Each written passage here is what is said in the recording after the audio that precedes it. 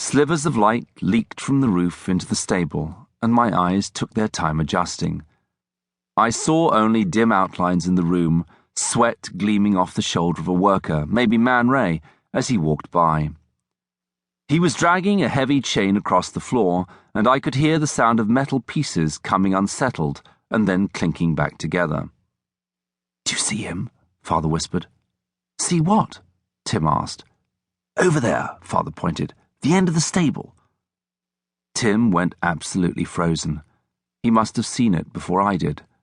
Whoa. My eyes were just beginning to make out a shape. "Holy," Tim gasped. "You said you were going to kill it." Father laughed, loud and hard. It made me jump. When I opened my eyes again, it became clear to me. "Our newest attraction," Father said. The shadows at the end of the stable coalesced, and I could see the black outline of bars on a mobile carrier. The wheeled cage was parked at the far wall of the room, and inside it was a smoothly flowing shadow.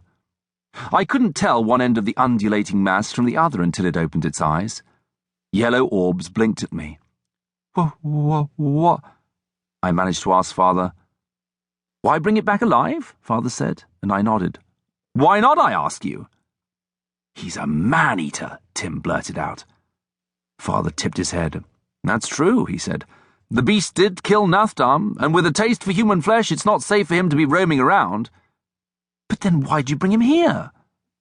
Father turned to me to gauge my reaction. I couldn't hide that I'd wondered it too. Across the room, the jaguar snarled. "The beast doesn't abide by our rules, only the rules of the jungle. He ate a man because a man put himself in his way," Father said. "I'm not happy about what happened, but I won't punish an animal for being an animal. Would you?" Tim mumbled a nothing, and I shrugged. "That's not why we're here, my boys. This zoo isn't just entertainment for the rich. We are showing that the wilds of the jungle can be conquered, that there's nothing to fear. Anyone can come here and enjoy these lands." "Yes, Father," Tim said dutifully. Yes, I said. I couldn't argue with what Father had said. The jaguar was just an animal, doing what animals do, even if it scared me.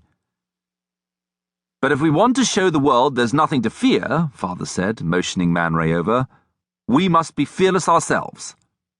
Man Ray handed him 2 collar sticks, long metal rods, each with an adjustable noose at the end.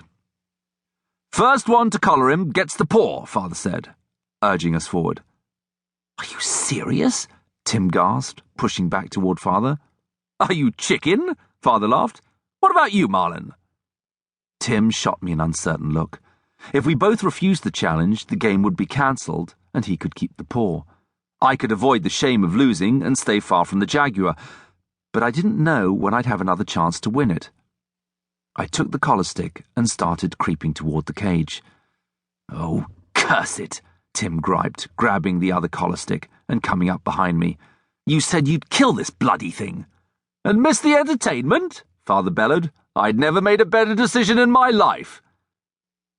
Tim came up beside me, and we advanced toward the cage with our shoulders touching. If he'd wanted to be first, he could have easily sped ahead of me, but we were both near petrified. If Father hadn't been watching, I think we might have crawled or run away entirely. The outline of the creature's form filled in, and his terrible proportions became clear. The chest was narrow, and his limbs were lithe and thin. Enormous pads with 2-inch claws capped each foot, and his mouth was wide with teeth. The jaguar sat up straight and towered over Tim and me.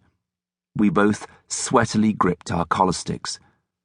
I looked to Tim, but he pretended not to notice, focusing only on the jaguar. Its yellow eyes rolled from him to me like moons migrating across the sky. "Give it a try, Marlin," Father called. "Tim's froze up." That did it.